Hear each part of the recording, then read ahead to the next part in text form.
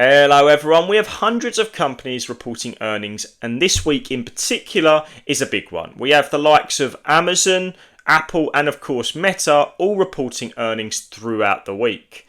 So in this particular video I want to talk about the great opportunities that I might see in my own portfolio this week, and of course the companies I'm keeping an eye on just to see if they go on dips and I can maybe snatch them up as a great opportunity.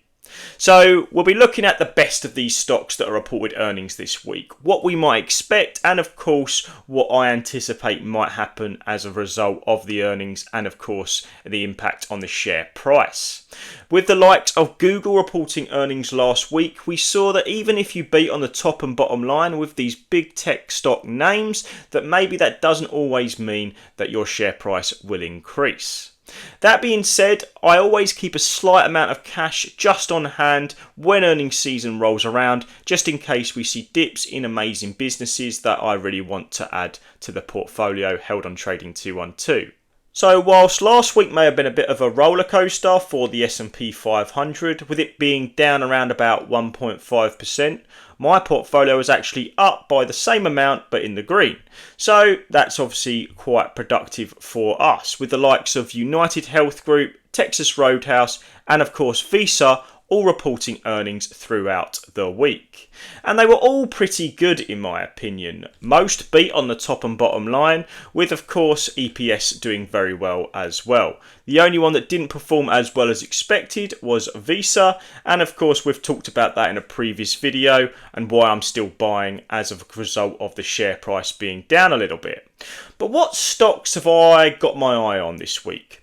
Well, if we switch over to the earnings week itself, we can see that on the 29th of July this week, there are plenty of options. I've highlighted the ones I think are the most important, or the ones that me personally is most interested in. Kicking it off on Monday before the market opens, we have McDonald's reporting earnings. Now McDonald's has been struggling this year. It's actually down 14% in terms of overall share price, and just over the past 3 months is down around 7%.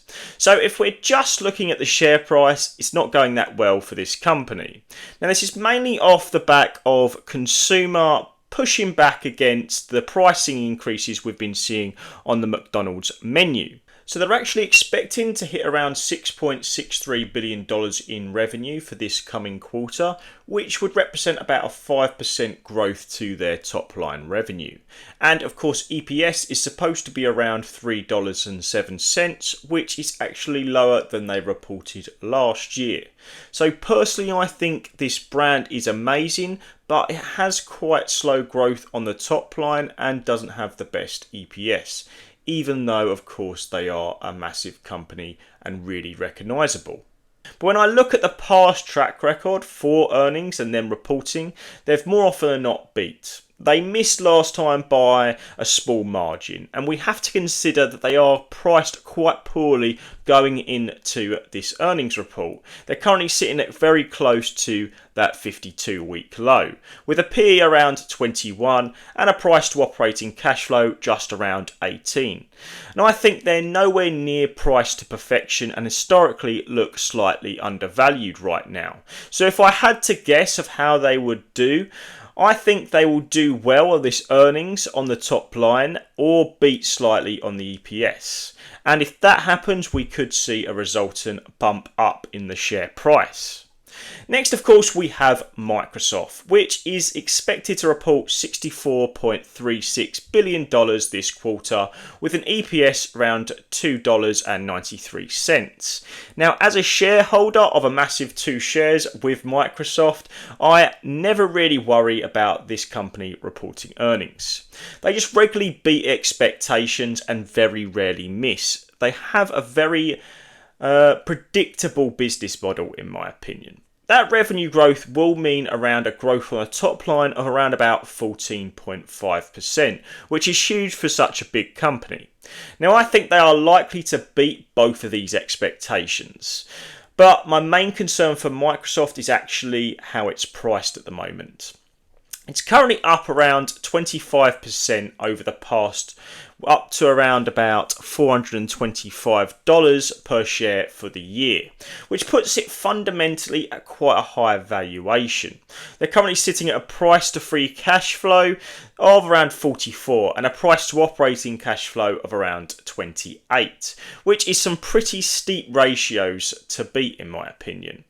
Now, personally, I believe there is a lot of growth being priced into this company, and that generally means that short of beating in every aspect of the business, this company could result in a share drop if they even slightly underperform. So I think Microsoft will fundamentally continue to do very well. But this quarter, if it shows any sign of that weakness, then we could see a share price drop in some form because of how it's currently priced. Which, in all honesty, I'd love to see because I really like the company. And of course, it's my smallest position, so I'd really like to add to it at some point. So next, before market open on Wednesday, we have Mastercard, which is obviously very similar to Visa in terms of business model and of course its customer base. Now, what's interesting about Mastercard is that they are expected to have top line growth around that 9% mark to $6.85 billion and report EPS numbers of around $3.51 per share, which sits at around about an 18% increase from last year's EPS, which would be very impressive. However, judging by Visa's earnings last week, their results may not be as clear-cut as they normally are. Visa actually, of course, missed on its top line growth, which rarely happens for these companies. That miss was slightly centered around the payment volume growth in international areas. Now, the difference between these two companies is that Visa is mainly centered around the US economy and, of course, US customers using their cards, whilst Mastercard is more international based. So, if it was up to me to make a theory on what might happen for this earnings report, we may see slightly worse earnings for Mastercard this time round. And the main reason is because those international markets and payment volume reports that Visa gave may be very similar for Mastercard. And they may be even more effective than Visa because they are more international. Now, I'm not bearish towards Mastercard. I really like the company and I don't think it's necessarily going to be a terrible quarter, but it may show some signs of weakness if Visa's earnings are anything to go by, which in the short term may cause a slight pullback in terms of share price. However, it's something I may consider if they drop significantly, as their business fundamentals are just amazing and their free cash flow growth is actually faster than Visa's is. The only issue with Mastercard is actually how they're usually priced. They're very highly priced and that growth is almost priced in with their share price. If we look at currently where they're sitting, their price to free cash flow is actually sitting at 38 or so now, compared to Visa's, which is 27. But as mentioned, they are growing this number quicker.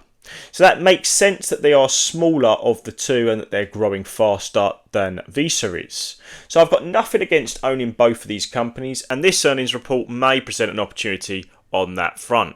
Now, of course, we've got Meta, which isn't really one I own, but their growth and business model is actually incredibly effective, and their cost cutting seems to have had a massive impact on the profitability of this business. So they're expected to have a revenue on the top line of $38.29 billion, which would be about a 25% uptick from last year's revenue, and an EPS of around about $4.70, which is pretty amazing and probably sitting around about over 60% up from their previous EPS numbers last year.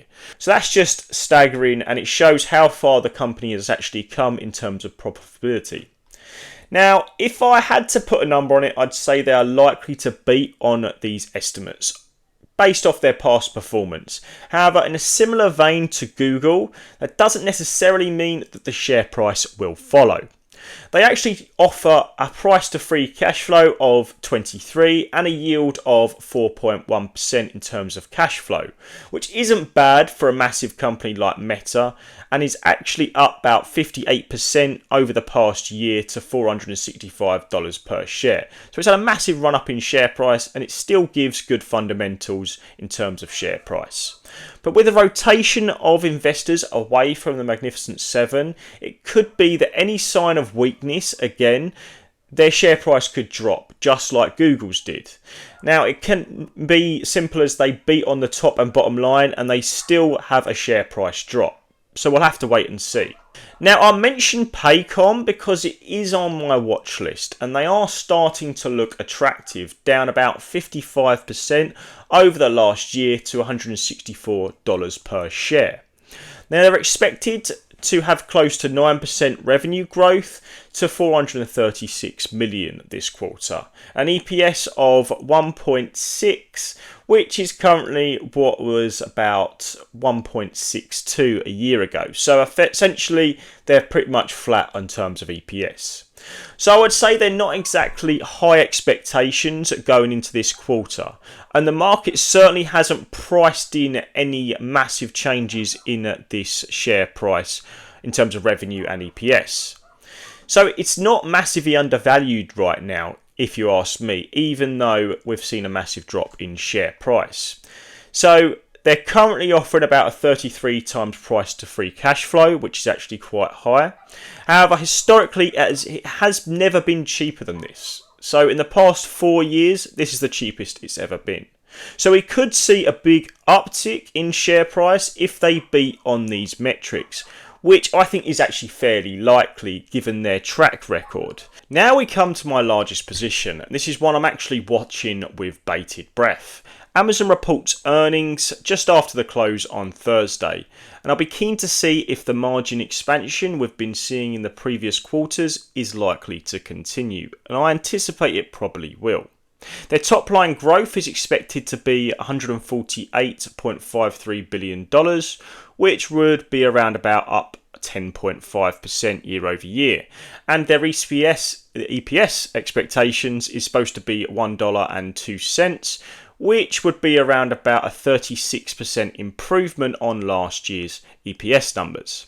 Now, I think this is really impressive growth on its own, and that is likely to be an increase in the share price all over again, if you ask me. But they're probably going to beat on both, I'd imagine, and that will likely push the share price even higher. But we'll never say never on that one. They're becoming more profitable in certain aspects of the business. Now, I've talked about it before, but the highly margined aspects of the business are becoming bigger parts of Amazon's revenue. So the likes of their cloud and advertisement and third-party seller services are all actually becoming bigger parts of their revenue. And I anticipate that they will start to grow slightly quicker than analysts expect with a margin expansion. Even now, they're only trading at a price to operating cash flow of around about 19, which is historically well below the average for this company. So I still think it's undervalued and growing rapidly, with this earnings report maybe pushing up that share price even more. Therefore, despite adding a bit of Amazon quite recently, I'll probably add a bit more before I report earnings next week. And at the same time as Amazon, we have Apple reporting earnings, and they are expecting $84.36 billion in revenue, which is around about a 10% growth to their top line, and $1.34 EPS, which is up around 12% for the year-over-year growth. Now, they're good numbers for Apple, in my opinion, and I don't think it's likely that they won't beat them. But I will say that the stock price is up quite a bit, up 28% in the past 3 months. And they're now trading at a 32 times price to free cash flow. So I think historically they're actually overvalued and highly priced right now, even though it's such a high quality company.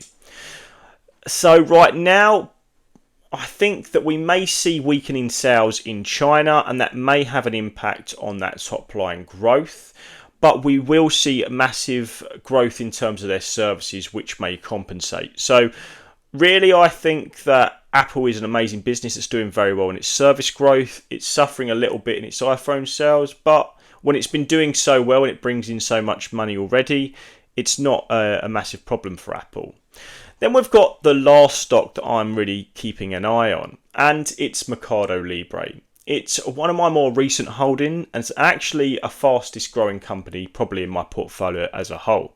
Now, they're expected to achieve $4.68 billion growth on their top line, which is around 37% increase to revenue year over year, and is pretty staggering if you ask me. Then we've got their EPS, which is supposed to be $8.53, which is around about a 40% improvement from last year's EPS numbers. So it's a hard one to predict considering they are so fast growing and they have problems in the likes of Argentina in the past. I would actually say they're likely to beat on these estimates towards the higher end. Additionally, they're still offer around about a 6% free cash flow yield at the current share price, which is now up over 34% over the past year to $1,651 per share. So I think they are still undervalued in relation to their fundamentals and how quickly they are growing their cash flow and performance so far. But they're still very international, and it relies on a lot of poorly performing economic countries in some areas of the business.